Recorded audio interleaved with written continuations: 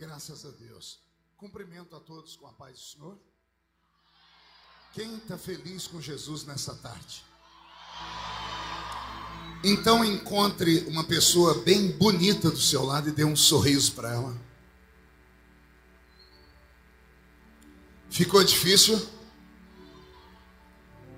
Tem gente que nem vira o pescoço. Se não tiver ninguém bonito aí embaixo, é só olhar aqui para cima então, tá bom?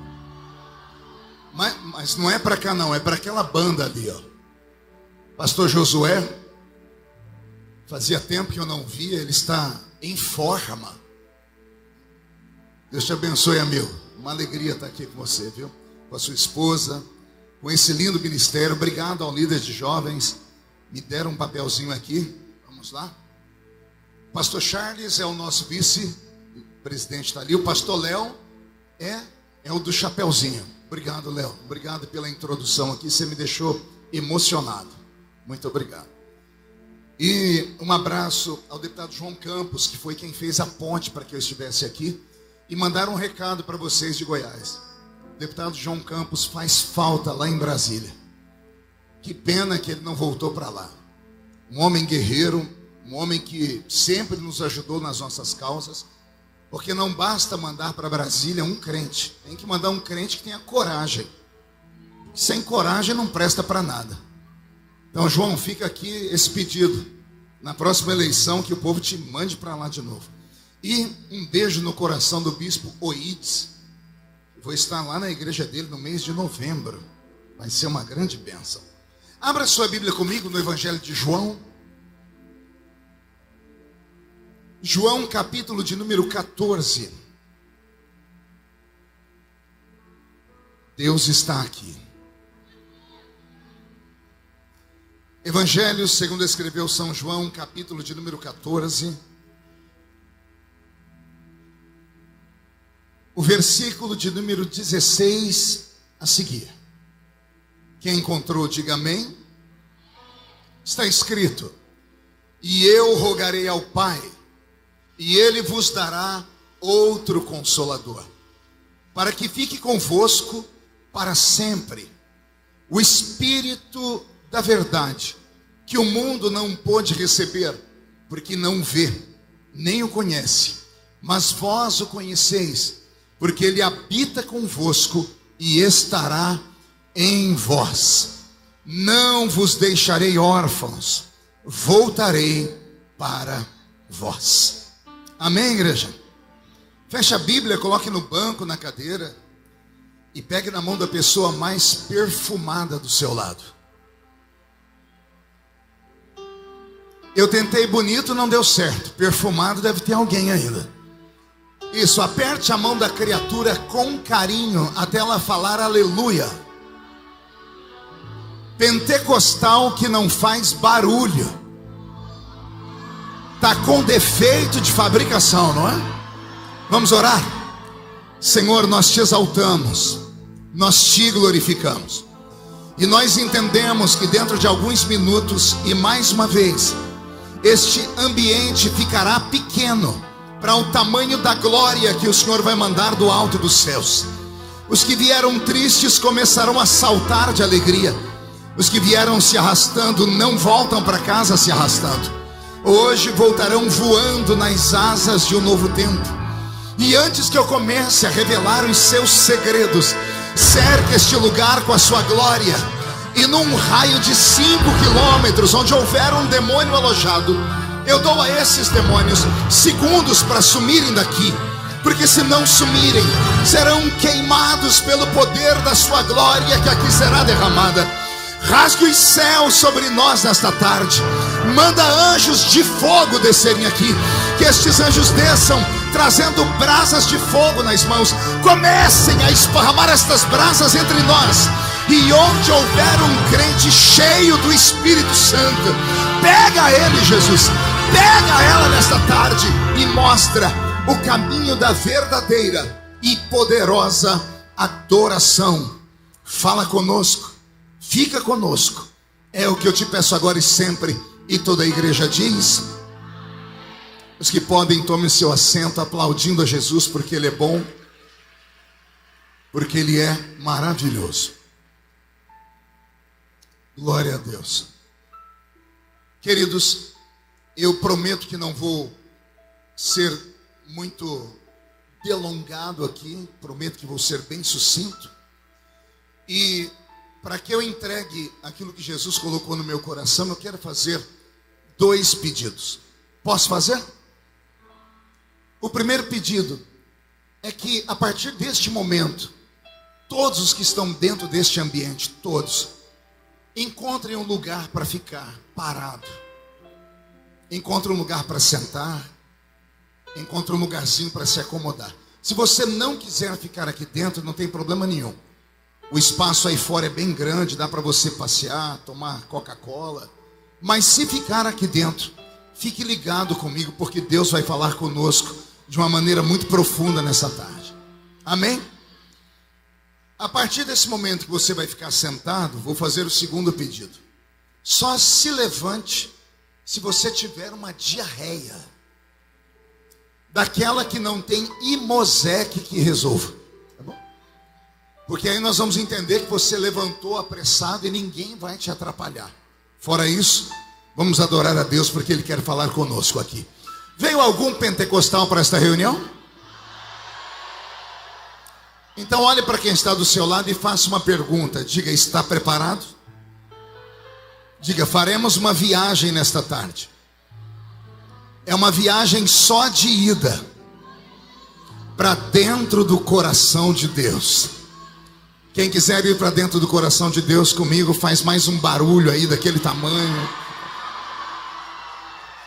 Obrigado.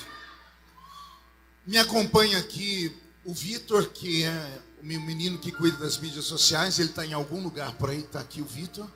Me acompanha o Dr. Lucas, está sentado aqui. Faz assim, Lucas. Dr. Lucas é advogado, trabalha comigo em Brasília. E me acompanha o pastor Roberto Marinho, que é ministro de louvor, cantor. O Roberto trabalhava nos Estados Unidos com o pastor Benny Hinn.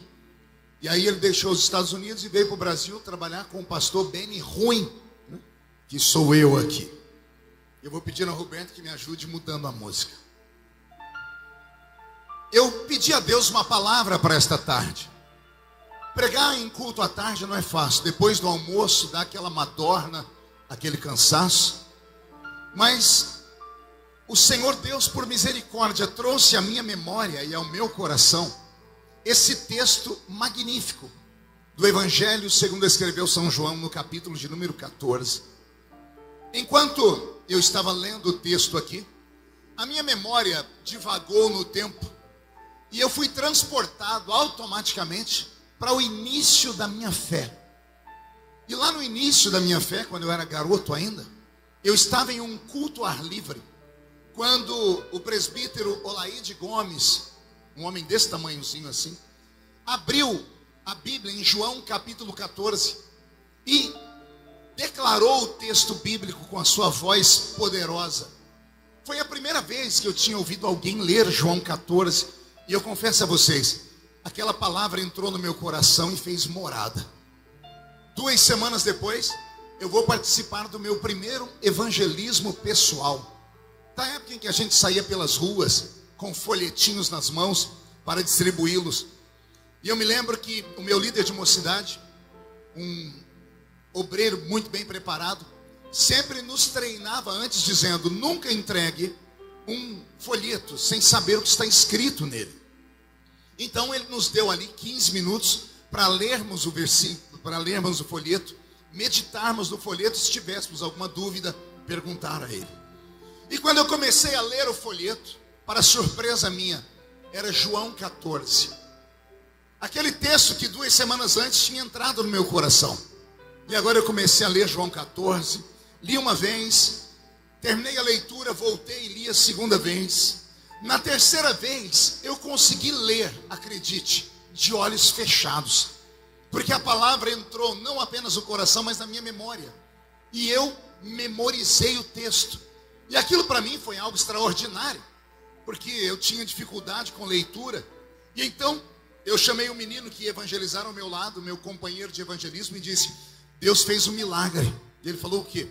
Eu li João 14 e memorizei. Aquele meu amigo morava lá na roça junto comigo. Ele era muito pobre, como eu era pobre. E ele só tinha na boca 2 dentes. Era o zagueiro e o atacante. E quando ele deu aquele sorriso banguelo para mim, ele disse assim: isso não é milagre não. Eu falei: e é o quê? Isso é coisa que todo assembleiano tem. Eu disse: o quê? João 14 é o texto áureo da nossa fé. E eu achei que eu estava fazendo história. Mas com o passar do tempo, na igreja, frequentando todos os tipos de culto, eu vi inúmeros irmãos recitarem João 14 e descobri que João 14, de fato, fazia parte do seio da igreja.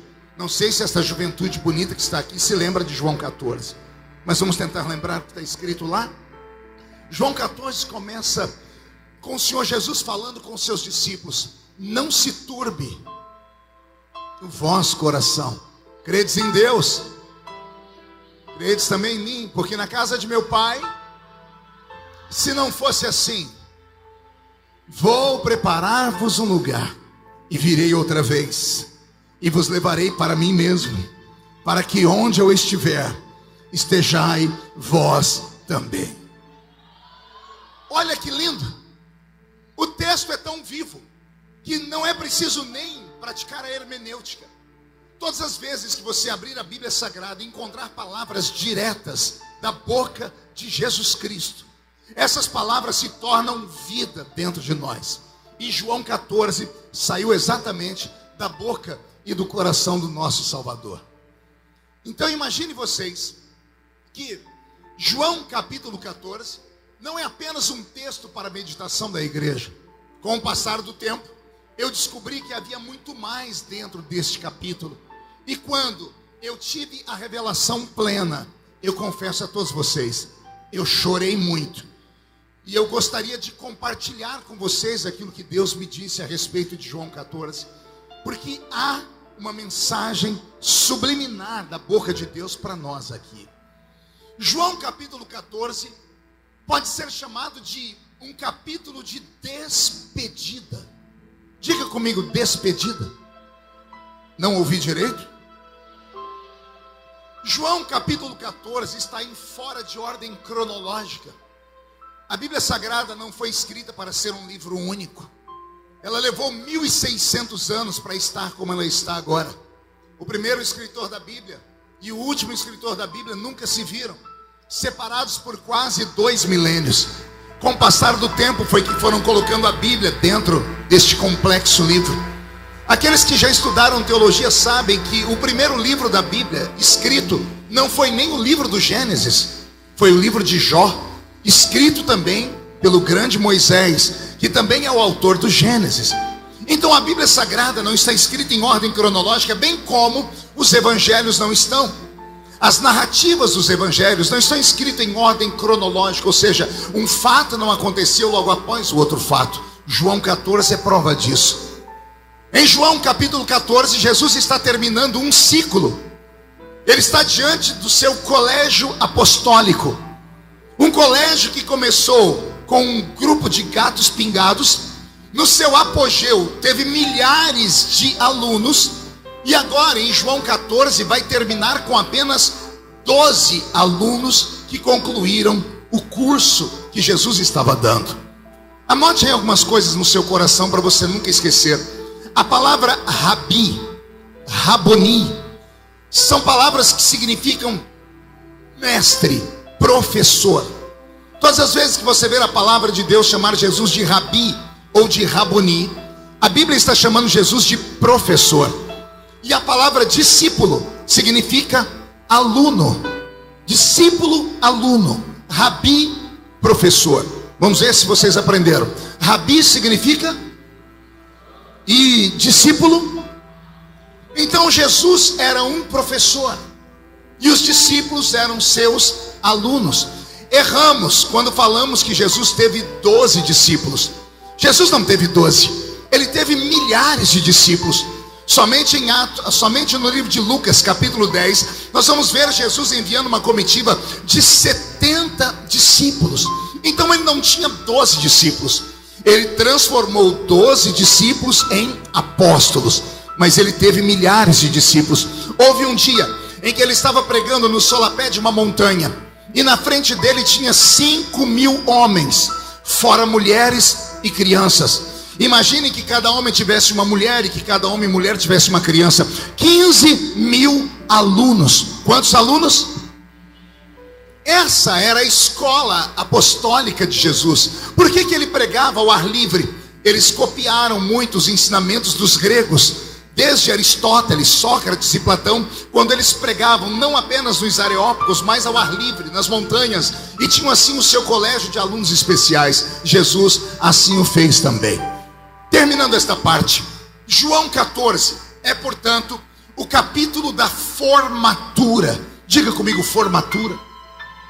E eu sei que quando falo em formatura para jovem dá até uma angústia, né?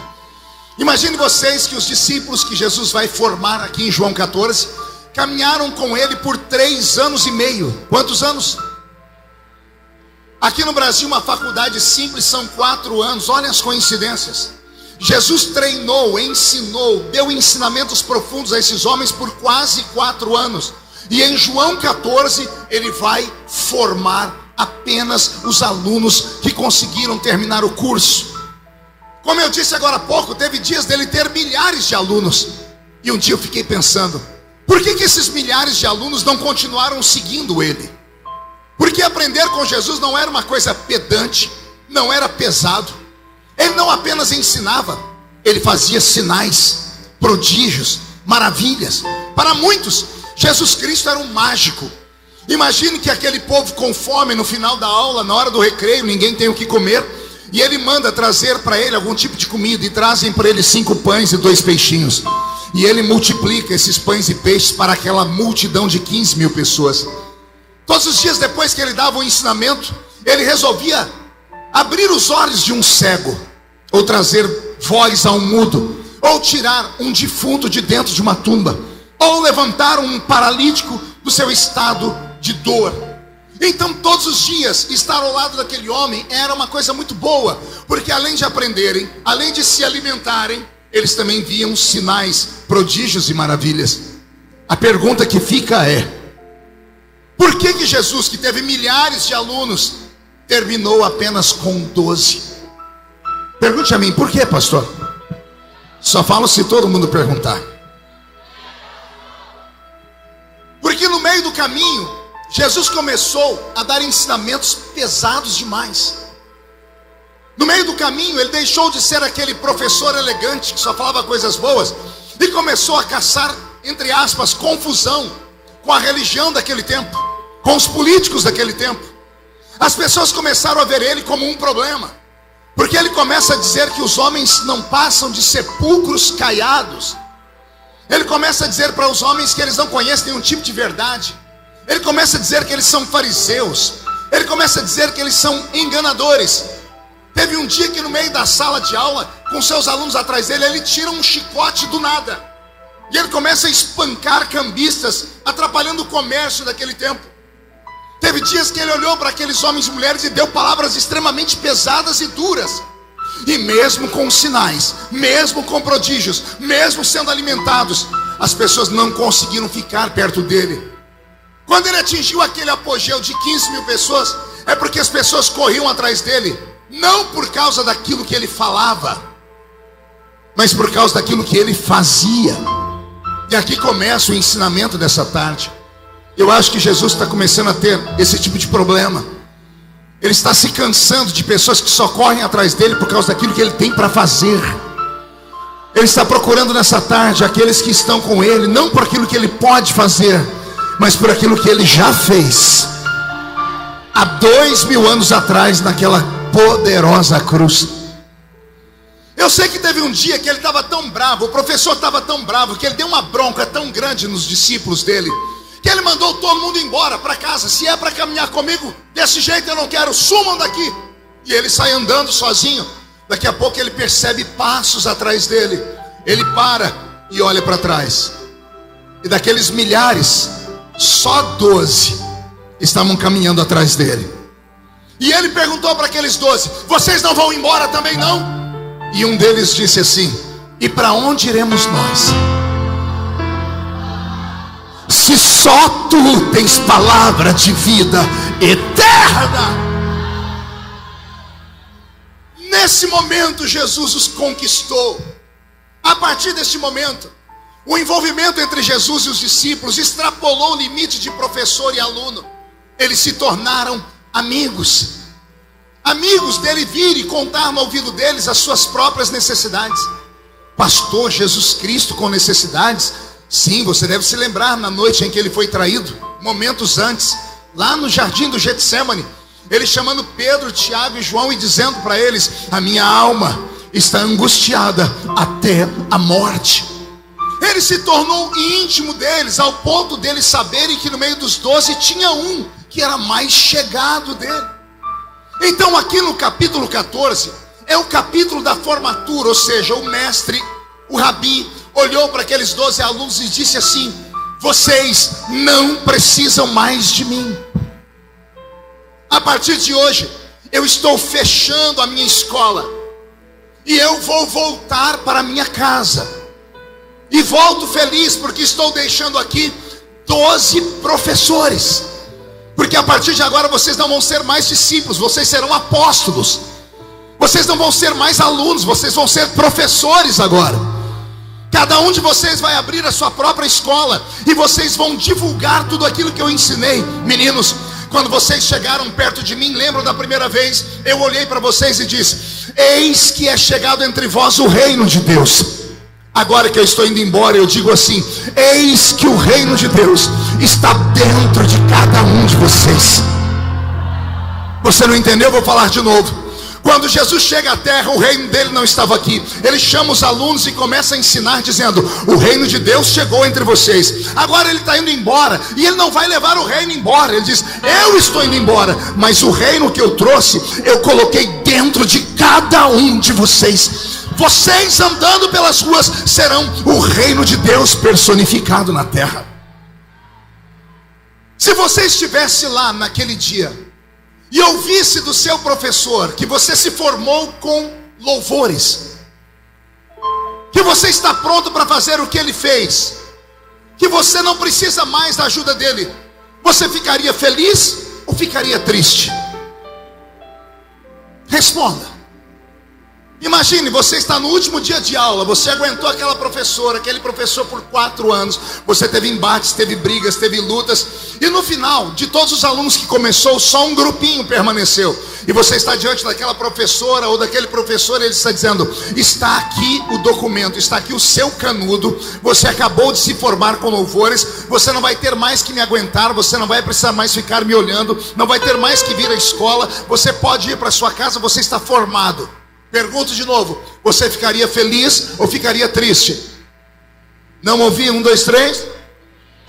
Quem ficaria feliz? Diga: eu ficaria. Eu também. Mas o professor está fechando a escola, está dizendo que eles se formaram, está dizendo que eles não precisam mais dele, está dizendo que ele vai embora, e ao invés de cair alegria, cai tristeza no coração deles. Pastor, como é que o senhor sabe? Não se turbe o vosso coração.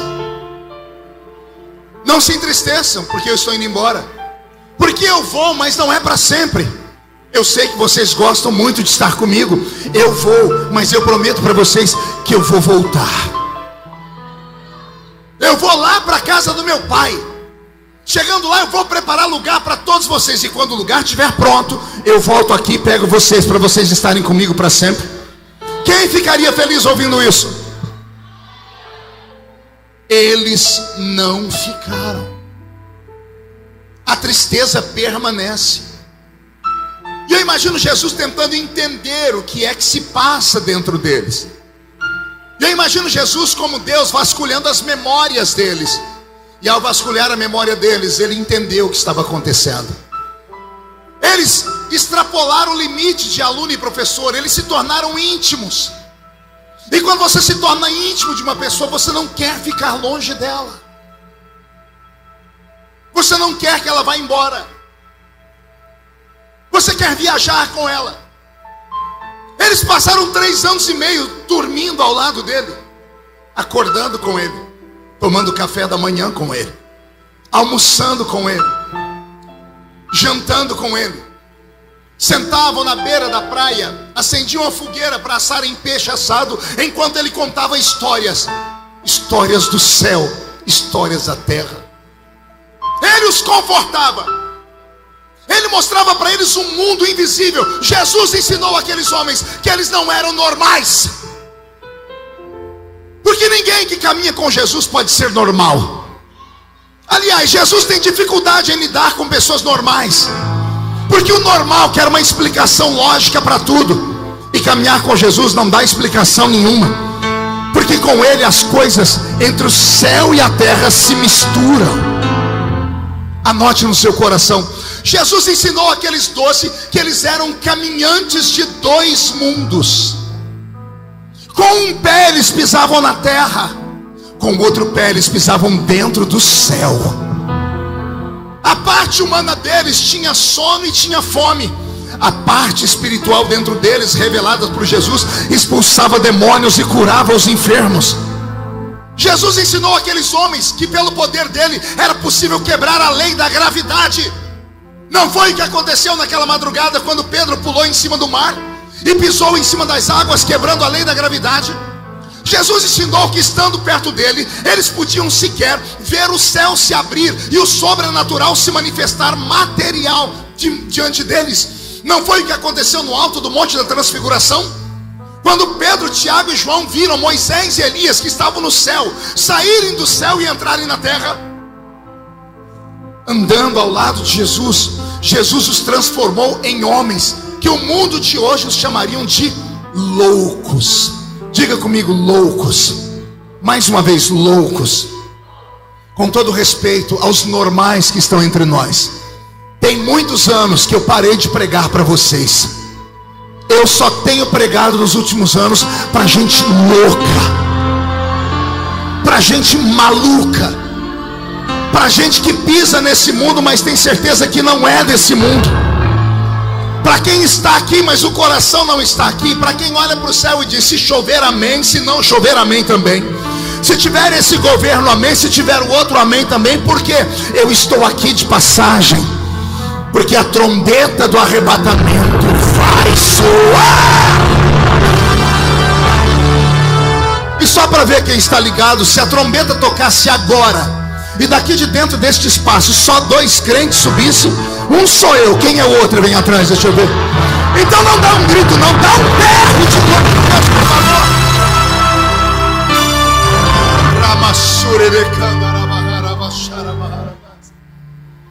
Ele transformou aqueles 12 seres humanos em 12 homens extravagantes, malucos, visionários, que acreditavam em coisas que os homens normais não acreditavam.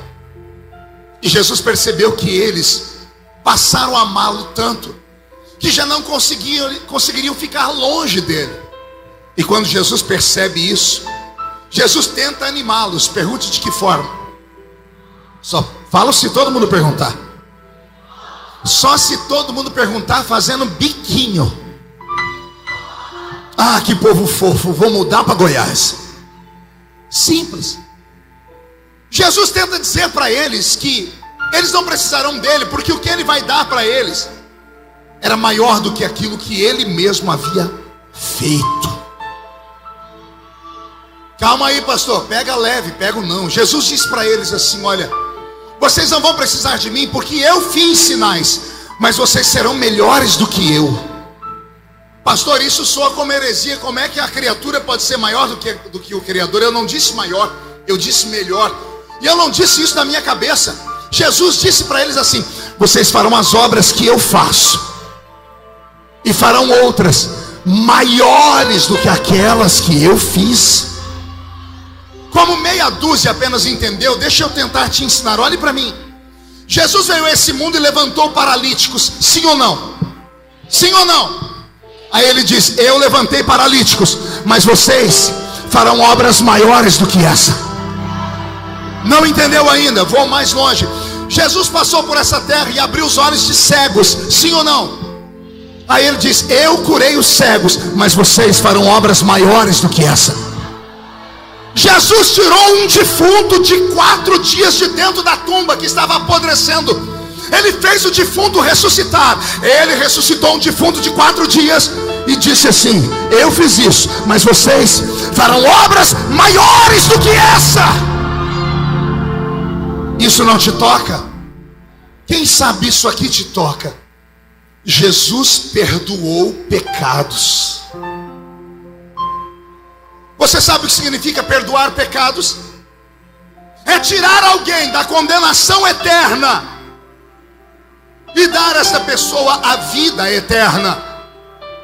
Quando Jesus perdoa pecado, eu entendo, porque ele nunca pecou, ele é santo, é poderoso, sim ou não?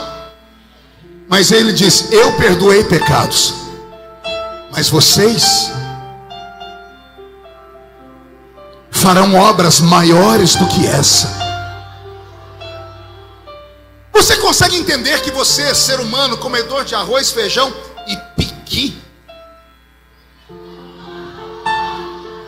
você acredita que você, com essa mão cheia de calos, dá uma olhadinha na sua mão agora, vê o que você enxerga aí? Calos, anéis, esmalte. Você acredita que esse ser humano, olha para os seus pés, lembra dele a última vez que você viu? Chulé, frieira, joanete, unha encravada. Como é que um ser humano que acorda de manhãzinha, que se der uma abafada na cara da criatura que está do lado, a pessoa morre? Acorda com o olho cheio de remela. Se ficar 3 dias sem tomar banho, o sangue de Jesus tem poder. É sério. A criatura foi falar com você hoje de manhã aqui, você teve a sensação de que ela escovou o dente com o rabo do gambá. Como é que uma criatura dessa, aparentemente podre, pode chegar em alguém caído ali na rua agora num acidente? Ele está entre a vida e a morte, a pessoa está condenada ao inferno. E se Deus der 10 minutos e você falar para ela: se você aceitar Jesus Cristo como seu Salvador, eu posso orar por você e tirar a sua alma do inferno e mandar você direto para o céu, sem passar por pedágio. Você acredita que isso é possível? Por que é que isso é possível? Porque ele disse: vocês farão as obras que eu faço, e farão obras maiores do que essa. Quando Jesus diz isso a eles, a intenção é de que eles fiquem felizes, mas nem isso os deixou felizes. Eles continuam sorumbáticos, continuam entristecidos. E Jesus vasculha a alma deles, a mente deles. E Jesus entende que não tem outro jeito. Eles não querem mais ficar sem a presença dele. Mas ele precisa ir embora, porque ele cumpriu a missão dele. Então Jesus abre a boca e faz a maior de todas as promessas. Ele diz: entendi vocês. Vocês não querem ficar sem a minha presença. Então olha o que eu vou fazer. Eu vou. E quando eu for e lá chegar, eu não deixarei vocês órfãos. Eu vou, e quando eu chegar lá, eu vou mandar para vocês um outro Consolador. Diga comigo: outro. Mais uma vez, outro. A palavra outro no Novo Testamento está escrito em grego. E na língua grega, a palavra outro significa gêmeo, cópia fiel, igualzinho. Significa idêntico. Jesus está dizendo: eu vou e vou mandar outro. E na mente dele está assim: vai mandar Miguel, Gabriel. Jesus diz: não, o que eu vou mandar é igualzinho a mim. Ele é gêmeo comigo, ele é idêntico a mim. E quando ele chegar aqui, ele vai encher o coração de vocês com a minha presença. E o olho deles arregala. Eles não falam com a boca, mas falam com o coração. E Jesus responde, diz assim: quem eu vou enviar para vocês? Eu vou enviar para vocês um Espírito da verdade. Algumas Bíblias, Espírito de verdade. A preposição de ou a preposição da tem o mesmo sentido na frase. Jesus está dizendo: eu não vou mandar qualquer espírito, porque os homens daquela época já conheciam espíritos malignos que perambulavam por ali. Os discípulos assistiram Jesus expulsar os espíritos que estavam dentro do gadareno, uma legião de demônios. Eles viram Jesus expulsar espíritos que ficavam até dentro de animais, espíritos chamados de enfermidade. Então haviam muitos espíritos, e quando Jesus diz que vai mandar um espírito, o olho deles arregala, e Jesus diz: mas não é qualquer espírito, é um espírito com E maiúsculo. Esse espírito que eu vou mandar para vocês é o espírito da verdade, porque os espíritos desse mundo são espíritos de mentira. Eles só habitam em corpos que chamam de cavalos, porque o cavalo dá para conduzir, dá para botar um cabresto nele e conduzir para a esquerda, para a direita e montar em cima dele, porque o cavalo não tem condições de ter vontade própria. O espírito que eu vou mandar para vocês não descerá sobre cavalos, ele descerá sobre ovelhas do pasto do eterno pastor de Israel. E quando este espírito vier e descer sobre vocês, coisas extraordinárias irão acontecer. Agora preste atenção. Jesus termina dizendo: um espírito da verdade que o mundo não pôde ver, nem receber, porque não o conhece. Aí Jesus olha para eles e diz: mas vós o conheceis, porque primeiro, ele estará convosco. E se tudo der certo, um dia ele estará em vós. Vou falar porque isso é importante que você memorize. Aqui, no Evangelho de João, onde eu li com vocês no capítulo 15, Jesus termina fazendo esta promessa que precisa ser estudada. Ele diz assim: o Espírito da verdade que o mundo não pode receber, porque não o vê nem o conhece, mas vós o conheceis. Primeiro, porque ele habita convosco. Diga: convosco. Não ouvi. Mais alto. E ele estará em vós. Diga: em vós. De novo. Diga: convosco. Em vós. Convosco. Em vós. Vamos ver se a gente dá conta. Eu escolhi o modelo certo. Fique aqui. Eis aqui você. Eis aqui o Espírito Santo. Jesus está dizendo: quando eu for, eu vou enviar para vocês um outro Consolador, um igualzinho a mim, o Espírito da verdade que o mundo lá fora não pode receber, porque não o vê nem o conhece, mas vós o conheceis, porque ele estará convosco. Convosco é isso.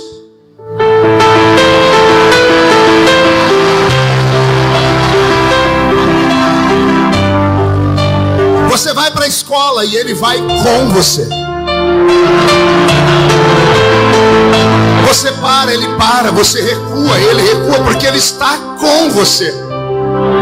Se isso te alegrou, preste atenção no que Jesus vai falar agora. No princípio, ele estará com vocês, do seu lado, de mãos dadas, observando vocês, vendo como vocês atuam, vendo como vocês pensam, enxergando o que vocês enxergam. Mas se tudo der certo, um dia ele não vai estar mais com vocês, porque o desejo dele não é estar com vocês. O desejo dele é estar em vocês. E aí não tem como explicar outra forma a não ser assim. Assim é com, assim é dentro.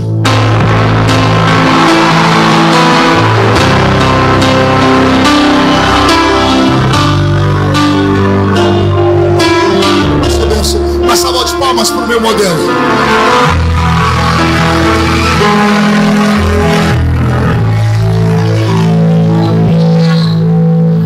E aqui eu começo a pregação dessa tarde.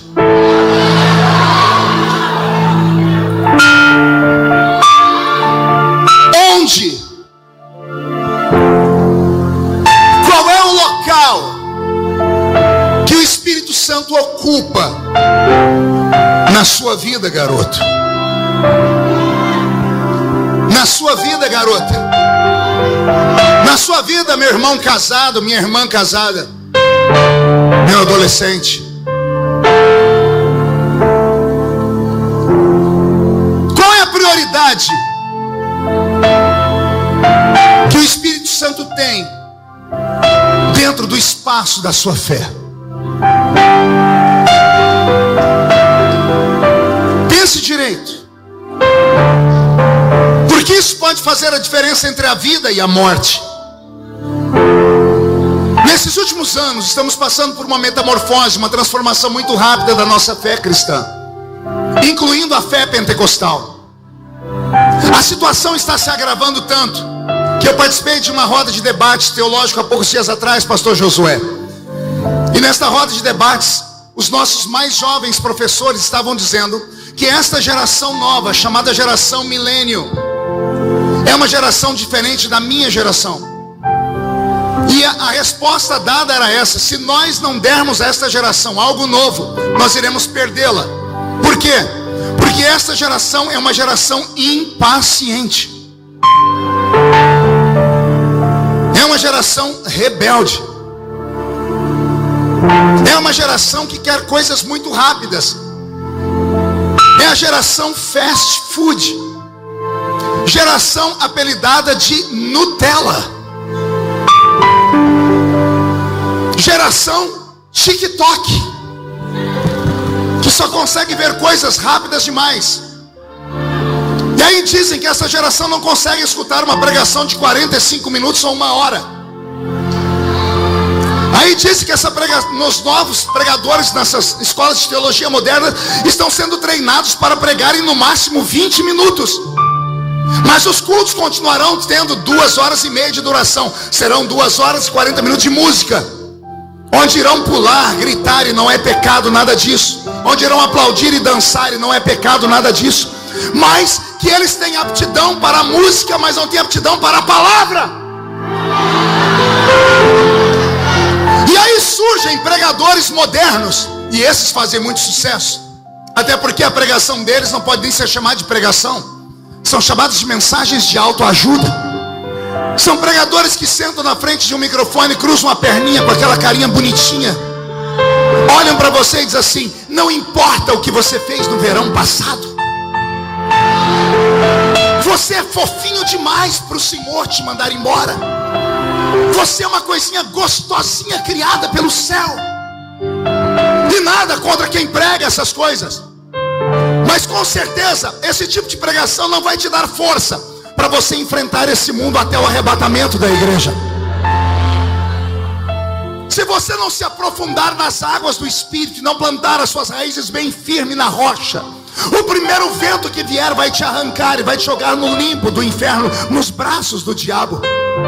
Porque o que fortalece o crente não é mensagem de autoajuda. O que fortalece o crente é uma mensagem de ajuda que vem do alto.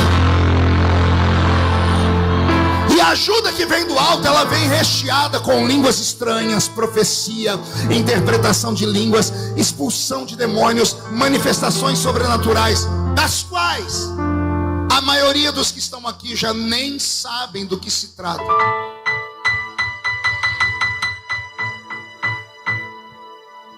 Pastor Josué me perguntou ali há quanto tempo eu estou na estrada. E eu disse a ele que eu prego há 30 anos. Como pastor, como evangelista. Mas eu comecei pregando com 13 anos na igreja evangélica Assembleia de Deus. Mas com 9 anos de idade eu já tinha lido a Bíblia inteira, lá na paróquia Cristo Rei, onde eu era coroinha na igreja católica.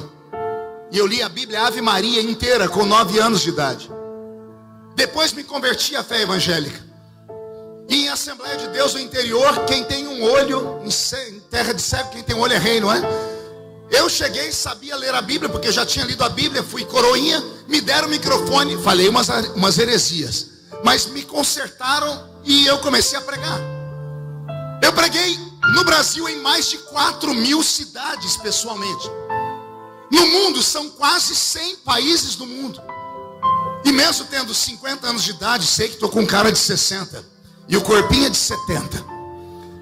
Porque não é você, bocó. Só Deus sabe como meus dias são difíceis. As pessoas pensam que o Roberto é só o meu tecladista. O Roberto é meu enfermeiro. Ele que aplica as injeções, me dá os meus 15, 20 comprimidos que eu tomo por dia. A minha geração não se preparou para envelhecer, porque nos ensinaram que Jesus estava voltando. E todos os dias da nossa vida nós aguardávamos de manhã, de tarde, de noite o regresso do Messias.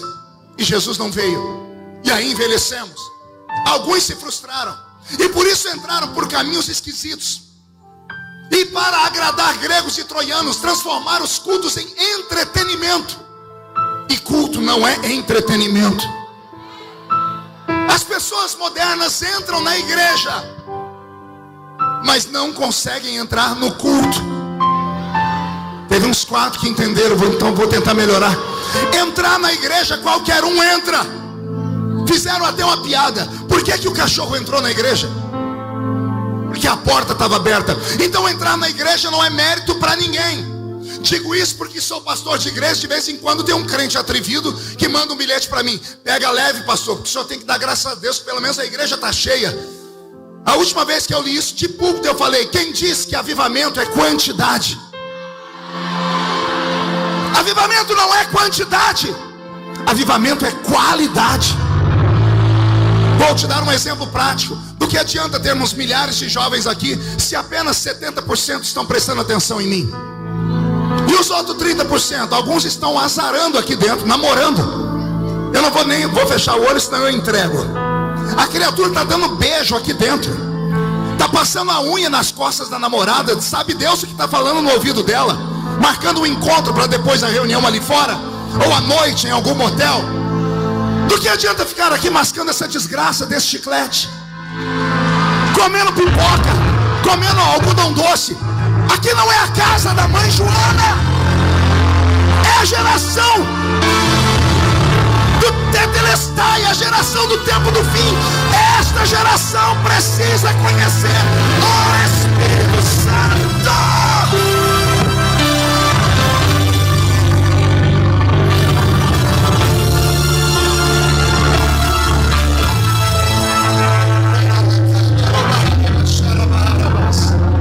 Pastor, o senhor veio aqui falar de doutrina, pastor? Não. Doutrina você tem o seu pastor. Eu vim falar de uma coisa mais séria que doutrina. Vergonha na cara. Vergonha na cara. Se não houver uma mudança agora, não haverá amanhã. Vou fazer a pergunta que eu fiz agora há pouco. Qual é o espaço que o Espírito Santo ocupa na sua vida? Ele está com você ou ele está em você? Pergunte: qual a diferença, pastor? Cadê meu modelo? Vem de novo. Ficou famoso. Sabe aí. E aproveita para pegar a unção. Estar com você é isso. Você vai andando, ele vai com você até onde ele pode ir, porque tem hora que ele para e você quer ir, ele te puxa para trás. Me puxa para trás. Mas quem manda é você. E você vai para lugares que ele não pode ir. Aí ele te solta e você vai sozinho.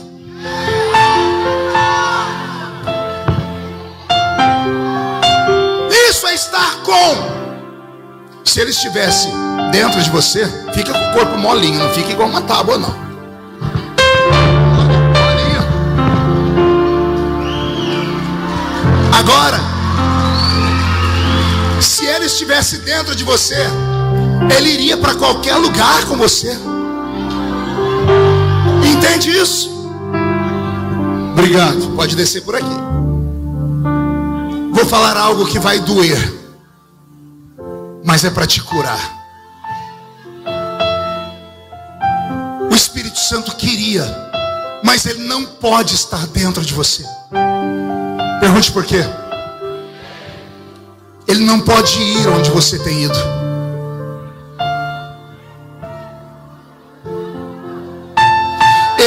pode tocar onde você tem tocado. Ele não pode olhar onde você tem olhado. Você sabia que o TikTok tem dom de revelação? Sabia? É sério. Você fica vendo o seu TikTok. Quando alguma coisa te atrai, você para olhar. O algoritmo dentro do aplicativo começa a contar o tempo. Se você olhou mais do que 30 segundos, o TikTok diz: já sei o que você gosta. E aí ele começa a te entregar só aquele tipo de conteúdo. Você me deixaria ver o seu TikTok agora?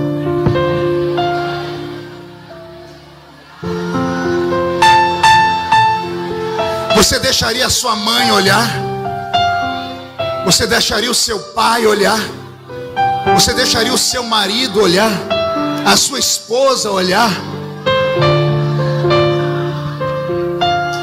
O Espírito é santo. Ele não pode colocar os olhos em pornografia, em jogatina, em coisas que vão destruir a sua alma de dentro para fora e te tornar um ser devasso. Parece brincadeira, mas não é. Quando eu era criança, lá na velha escola dominical, a professora das crianças contou uma historinha que eu nunca esqueci. Ela disse que o diabo um dia tentou entrar no céu, e ele bateu a porta cordialmente. E quando o anjo abriu a porta, o diabo disse: vou entrar. E o anjo disse: aqui você não entra. Quando o anjo foi fechar a porta, o diabo colocou o braço. E o anjo não conseguia fechar a porta, e ia apertando o braço do diabo. E o diabo começou a gritar de dor. E a bondade, porque a natureza do anjo era boa, abriu a porta para o diabo tirar o braço. Só que ao invés de tirar o braço, o diabo colocou a metade do corpo. O anjo apertou no desespero a porta e foi machucando o diabo, e o diabo gritando de dor. E a natureza angelical, por ser boa demais, disse: olha, eu vou abrir pela última vez, mas você tem que sair. E quando abriu, o diabo entrou dentro do céu. A professora disse para nós: o diabo vem com um sapatinho de algodão. Ele vem com aquilo que você acha que não é errado, e ele vai carcomendo você. Eu estou em Goiás, vocês conhecem bicho de pé? Quem já teve bicho de pé? O infeliz entra dentro do pé da gente. Você sente uma picadinha de nada, você não se incomoda. Daqui a pouco ele vai fazendo uma devassa lá dentro, e pior, você vai gostando. Não tem coisa mais gostosa do que coçar o tal do bicho do pé. Só que se você deixar ele mais de um mês aí dentro, daqui a pouco você não tem pé nenhum. É isso que o diabo tem feito com esta geração. Eu estou envelhecendo, e eu carrego o peso de uma geração nas minhas costas. As pessoas sempre me perguntam: pastor, como é que o senhor aguenta as lutas que o senhor passa?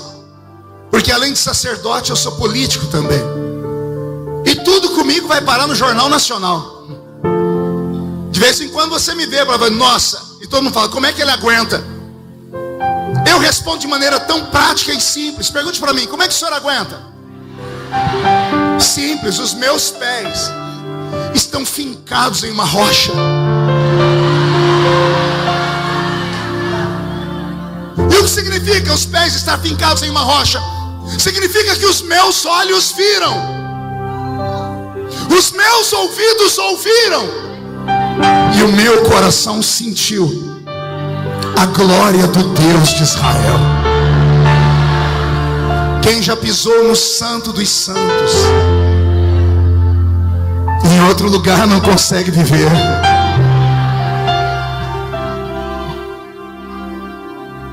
A geração dos nossos pais era uma geração de crentes que tinham a presença do Espírito Santo dentro deles. Eu sou testemunha. Lá no alto da vila, noite, casinhas de barro, janelas fechadas com tramela, que aqui ninguém sabe o que é tramela. Quem sabe o que é tramela aqui? Oxi, mas eu estou em Goiânia, uai. Josué, as casinhas fechadas com tramela. A tal da doença ruim, da dor, só dá de noite. A gente acordava com berros e gritos de crianças. Um dia abrimos a janela fechada na tramela e passa aquele vulto, uma multidão correndo com um menino desfalecido no braço. A gente saiu junto correndo para ver onde ia dar. Pararam na frente da casa do velho presbítero.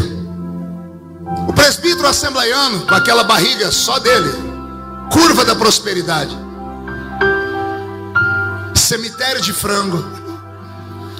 Bate a porta da casa, lá vem o presbítero, de chinela havaiana no pé, com a lamparina, dizendo: o que foi? E o irmão gritando: a Bíblia diz que quando tiver alguém doente é para trazer para o presbítero, e o presbítero vai ungir com óleo e Jesus vai curar. Meu filho está morrendo, ora por ele. Todo mundo olhando para a cara do presbítero, esperando ele ter um infarto, ele ficar apavorado, ele tentar confortar a pessoa. Diz: espera aí que eu vou buscar o óleo para orar. Vai escutando. E daqui a pouco vem ele com óleo, mas não é aquele de hoje, é aquele óleo santo de Israel. Amém, pessoal? Pegou aí ou não? Não é aquele óleo perfumado, com mirra, com vidro, com estampa em dourado, não. Lá vem o presbítero com uma lata de banha de porco. 5 litros, 20 litros de banha de porco.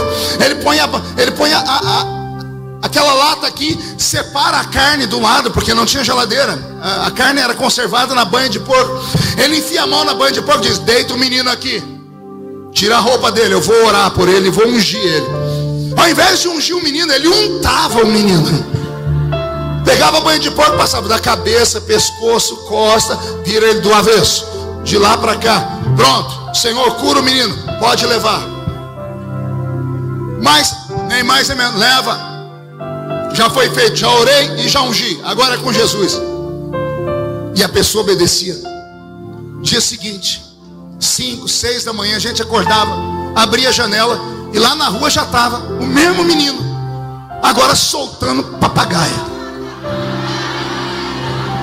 Falava: ô menino, vem cá. Ele ainda tinha banha de gordura em cima dele, banha de porco nele. O que é isso? Você fala: o presbítero me ungiu e Jesus me curou ontem mesmo. O que é que aquela geração tinha que nós não temos? Simples. O Espírito Santo está conosco, mas não está dentro de nós.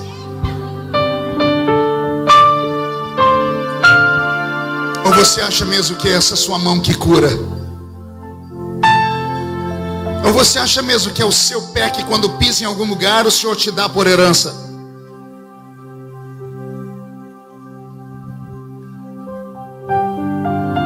Rápido. Tá fortinho, hein? Não, isso aqui eu não vou pegar no colo não, fique em paz. Vem cá. Fica aqui do meu lado. Pega na minha cintura. Só com uma mão. Isso. Outra mão põe por cima da minha. Isso, fecha. Não precisa me machucar. Devagarinho, braço molinho, molinho, molinho, molinho. Pé direito para frente. Pé esquerdo. Segura firme na minha cintura. Vamos caminhar.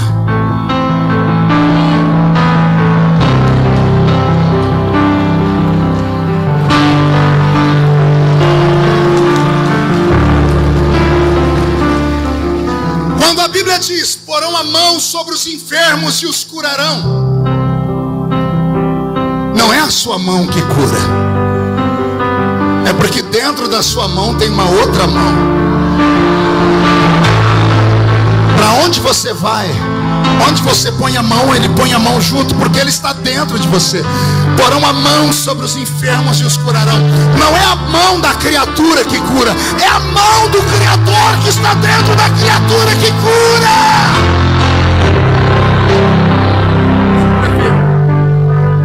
Quando a Bíblia diz: onde a planta do seu pé pisar eu te dou por herança, agora é equilíbrio.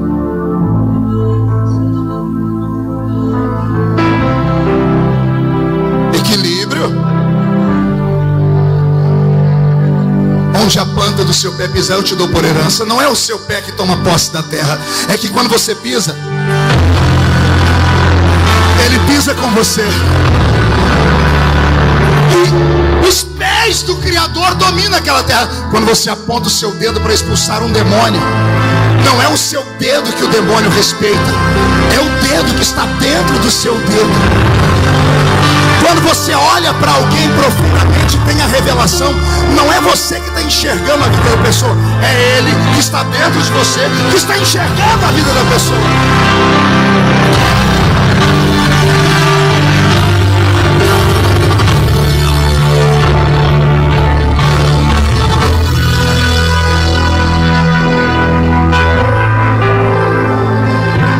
Fica de costa.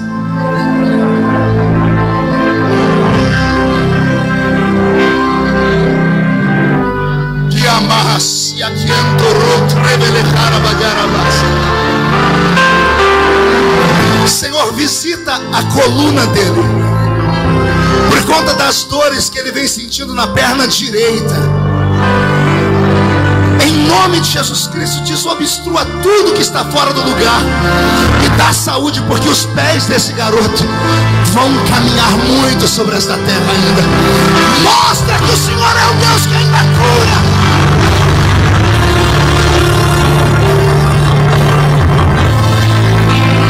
A presença de Deus está aqui. O Espírito Santo está aqui. Ele quer você de volta. Em nome de Jesus Cristo, convida Ele para estar não apenas com você, não apenas com você. Convide Ele para estar dentro de você. E eu termino aqui. Não vos deixarei órfãos. Pastor, por que o Espírito Santo não está mais dentro de nós? Porque Ele não desce sobre coisa podre.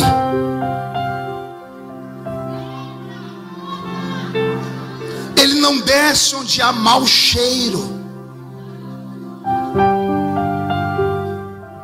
Quando Ele veio a esta terra, Ele veio em forma corpórea de uma pomba. Você nunca se perguntou por que Ele não veio em forma de uma águia? A igreja quase idolatra a águia. Pastores têm estátuas de águia dentro dos seus gabinetes. Tem anéis de águia, tem livro, crente a águia. Você vê uma pessoa muito inteligente, muito esperta, e diz, aquele ali é um crente águia. Sim ou não? Você já ouviu alguém falar, nossa, aquele crente é um crente pomba?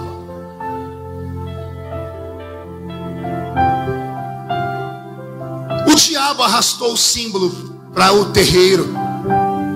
E lá tem a pomba que gira. Olha aqui a versão. A pomba gira não é o espírito da devassidão, do pecado, da libertinagem sexual.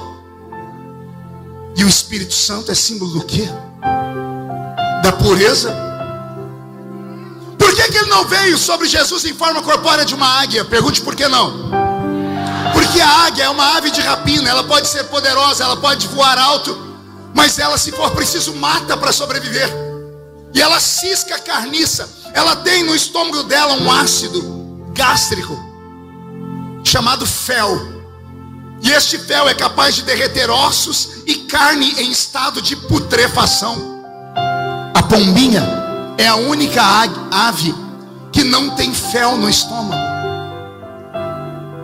Por isso é símbolo da paz. Por isso desceu sobre Jesus. Por isso Noé soltou ela de dentro da arca. Noé soltou um corvo de dentro da arca, quem lembra? O corvo voltou para a arca. Por quê? Porque ele achou um monte de cadáver podre. E ele pousou em cima da podridão e do mau cheiro. Noé soltou uma pombinha, ela se recusou a ficar em lugar podre. O Espírito Santo vem nos nossos cultos. Ele tenta pousar. Só que ele vai chegando perto de você que está cantando, pulando, até chorando. Mas é inconverso. Ah, pastor, mas se eu estou chorando é porque eu estou crente. Não, alma não tem nada a ver com espírito. Você chora, garota, escutando a última música do Gustavo Lima. Não é alma, é espírito. E o que é espírito? É a sua psique. Fica alojado aqui num aparelhinho chamado cerebelo.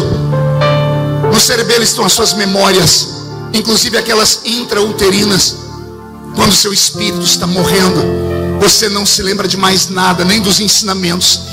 Você peca e não sente que está pecando, porque a sua mente fica cauterizada.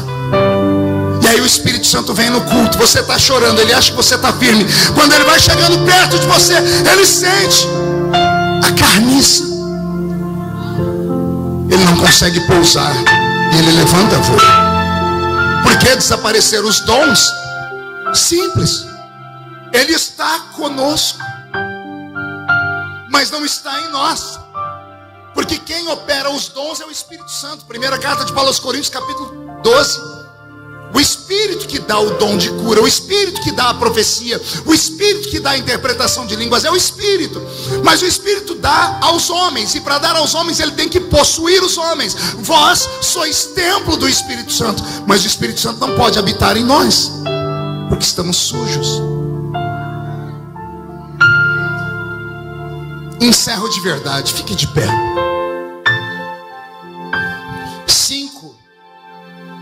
5 meses atrás, se não me engano. Beto, mude a música. Nos Estados Unidos da América. Qual era o nome do estado? No estado do Kentucky. Vocês viram pelos seus telefones. Uma universidade, uma capela dentro de uma universidade. Quem acompanhou isso? Um avivamento que teve lá. Você estudou aquele avivamento? Eu estudei. Não foi avivamento em uma igreja, foi avivamento em uma capela. Qual a diferença, pastor? Igreja é denominacional, e lá não era uma igreja denominacional, era uma capela em uma universidade. Alunos católicos marcavam horário para entrar lá dentro e fazer a missa. Alunos evangélicos faziam culto, budistas faziam suas sessões, espíritas faziam suas sessões. A capela é usada para todas as religiões. Era a hora do recreio em uma universidade americana do século 21. Os americanos não têm limites mais para os erros e pecados. Era uma universidade só com gente da sua idade. É hora do recreio. Lembre da hora do recreio na sua faculdade. O que é que as facções fazem? Vai o grupo da jogatina para um canto jogar. Vai os casais para um outro canto transarem. Vai o grupo das drogas, do crack, para o outro canto cheirar cocaína, injetar drogas. Vai o grupo para o outro lado assistir pornografia. É isso, as universidades brasileiras e do mundo todo estão assim. Lá não era diferente. O mau cheiro daquela universidade deixava Deus estonteado. Mas num dia, 5 moços e moças, preste atenção em mim. Ei, por favor, olhe para mim. Não era um pastor, não era um levita de nome, não era um presbítero, nem um evangelista. Eram 5 meninos e meninas que resolveram entrar na capela. Para quê? Para fazer um culto a Deus. Não tinha pregador, não tinha cantor, não tinha músico, não tinha ninguém para tocar um violão. Do lado de fora, todo mundo pecando, e dentro daquela capelinha, 5, 6 meninos cantando a capela. O louvor deles saiu lá de dentro, atravessou o teto, foi subindo, atravessou o céu atmosférico, onde os pássaros voam e as nuvens perambulam, e foi subindo. Atravessou o céu cósmico, onde estão as estrelas, as nebulosas, as galáxias, as supernovas, a lua, o sol, e foi subindo.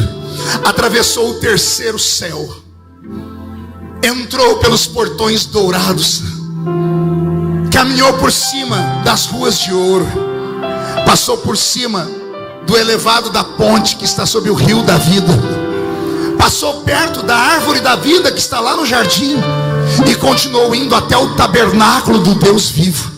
Chegando na casa de Deus, o louvor subiu ao alpendre, atravessou o átrio, atravessou o lugar santo e entrou no Santo dos Santos.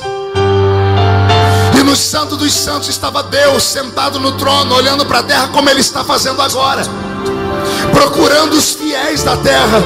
E de repente, no meio daquela carniça toda do mundo, um cheiro suave entrou como um fio nas narinas de Deus. E Deus sentiu o perfume. Eu imagino Deus dizendo: senti os anjos. O senhor sentiu o quê? Senti um perfume. De onde veio?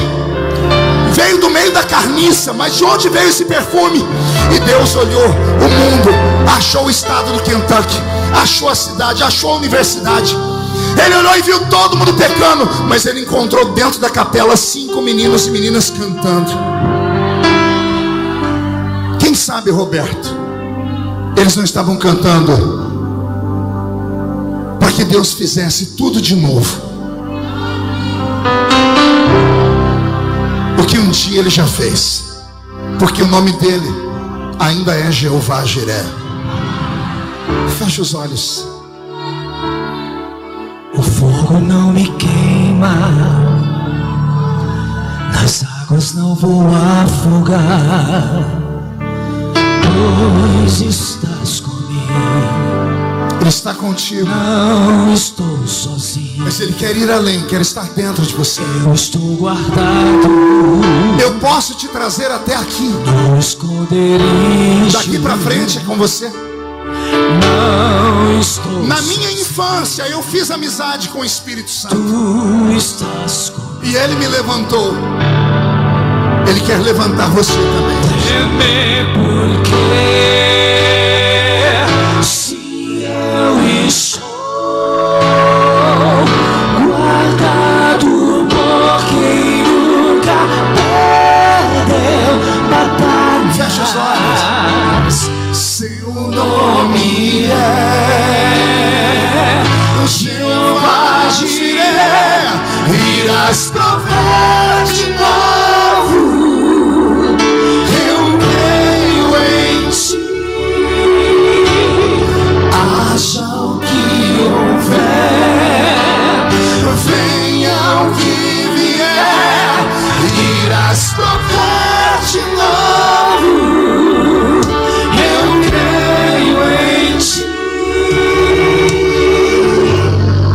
Feche os olhos. Pegue na mão de quem está do seu lado.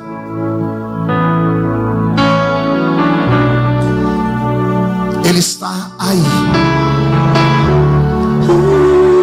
O Espírito Santo está aqui.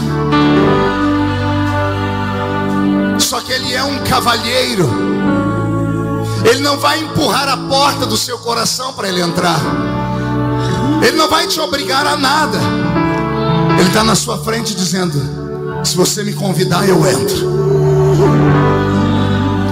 Se você desejar, eu faço. Se você querer, eu te protejo. Eu posso te dar aquilo que o homem não pode te dar. Eu posso te levar onde o homem não pode te levar. O Espírito Santo te diz assim: filho, filha, eu não me importo onde você mora. Não me importo com a sua posição social. Não me importo com a sua posição intelectual. Eu me importo com você. Se você acreditar, eu te protejo do fogo, da água. E se você falar para eu operar de novo, eu vou operar como eu operei na vida dos seus pais, na vida dos seus avós. O fogo não te queima. O fogo não me queima, as águas não vão afogar, pois estás comigo. Não estou sozinho, eu estou guardado no esconderijo. Não estou sozinho, tu estás comigo.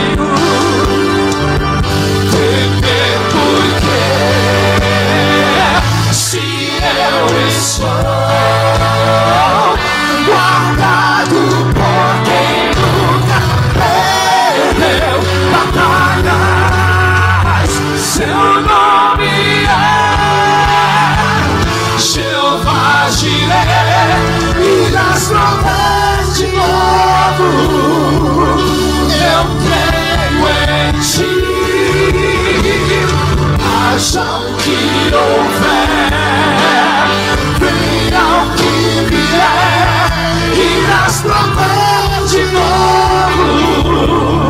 Eu creio em ti, eu não vivo do que vejo, vivo do que creio, irás provar de novo.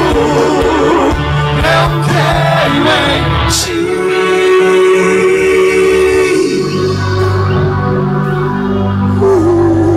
Solte as mãos dos seus irmãos, feche os olhos. Espírito Santo, meu amigo, será que há alguém entre nós nesta tarde arrependido? Será que há alguém entre nós nesta tarde com coragem de dizer: me perdoa, porque eu estou cansado de uma vida comum, de uma vida natural, de uma vida normal. Eu quero viver o sobrenatural, eu quero ter um contato com a eternidade. Será que há alguém entre nós, Espírito Santo, que tem a coragem de dizer: eu já fui melhor, eu já fui mais crente? Recebe estas lágrimas. Eu já tive a idade deles, eu sei que não é fácil lutar contra os hormônios, meu Pai. Não é fácil lutar contra um mundo que nos seduz, não é fácil, mas é possível. É possível ser diferente no mundo indiferente, meu Pai. É possível, Senhor, ser para frente sem te deixar para trás. É possível ser moderno sem ser mundano. E eu quero um sinal de que a sua presença está aqui. Se há entre eles alguém batizado com o Espírito Santo, eu quero ouvir um coral de línguas estranhas, meu Pai. E se os batizados com o Espírito Santo não querem orar em línguas, batize agora, Senhor, com o Espírito Santo, porque a sua presença está nos atraindo nesse lugar. Eu poderia estar em qualquer outro lugar, mas tua glória me atraiu, tua presença me atraiu. Tentei me esconder, com medo de não viver, mas tua glória me atraiu, tua presença me atraiu. É que a sarça pegou fogo e não se consumiu, e a voz que saiu dela um dia me atraiu, e o meu coração queimou até que descobriu que um dia, quando a glória vale mais que mil. É que a sarça pegou fogo e não se consumiu, e a voz que saiu dela um dia me atraiu, e o meu coração queimou até que descobriu que um dia, quando a glória, um dia, quando a glória vale mais que mil.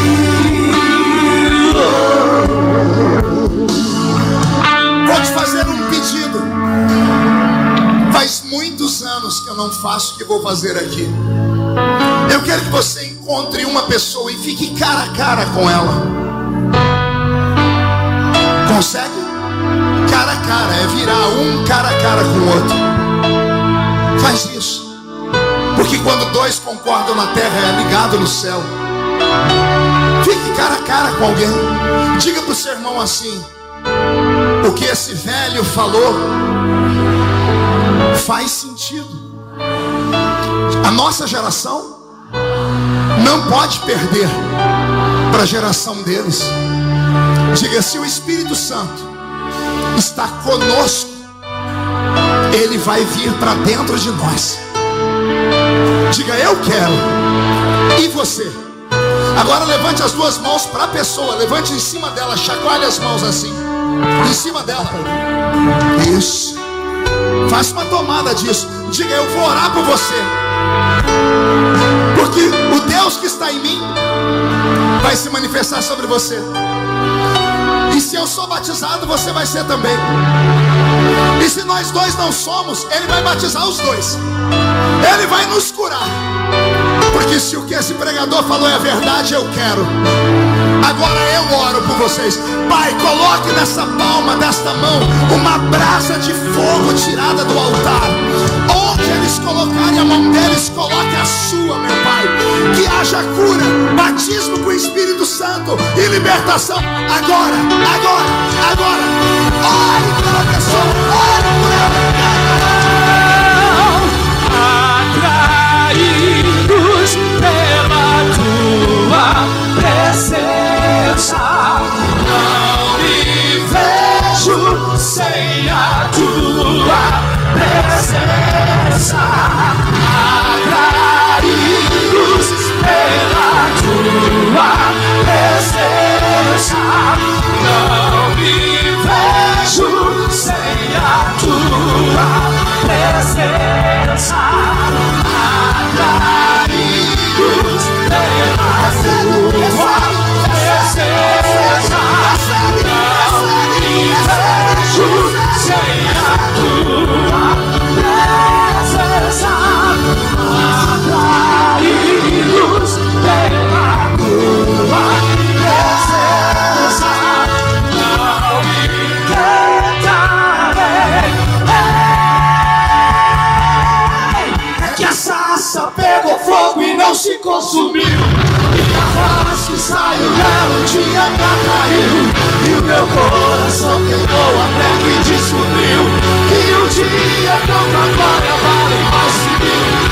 Que a sarça pegou fogo e não se consumiu, e a voz que saiu dela um dia caiu, e o meu coração queimou até que descobriu o dia quando a glória, o dia quando a glória vale mais que. Para encerrar, mão direita aberta aqui em cima. E diga comigo em nome de Jesus: todos os demônios que roubaram a minha geração, eu ordeno, venha para a palma da minha mão agora. Fecha a sua mão. Eu vou contar até 3. No 3 você vai jogar no chão e vai pisar em cima. E com isso nós estamos quebrando todas as forças do diabo. Está escrito: eu vos dei poder para pisar sobre serpentes e escorpiões e sobre todo o poder do diabo, e nada fará mal a vocês. Você nunca mais será o mesmo. 1,5. Sua família sentirá orgulho de você de novo. 2. Quem viver verá, para ver o que vai acontecer na sua vida daqui até o fim do ano. 2,5. Goiânia será chamada de capital do avivamento do Brasil. 3. Jogue no chão. Eu não sou daqui, pra casa voltarei. Ele vem me buscar, e com ele eu irei. Eu não sou daqui, pra casa voltarei. Ele vem me buscar, e com ele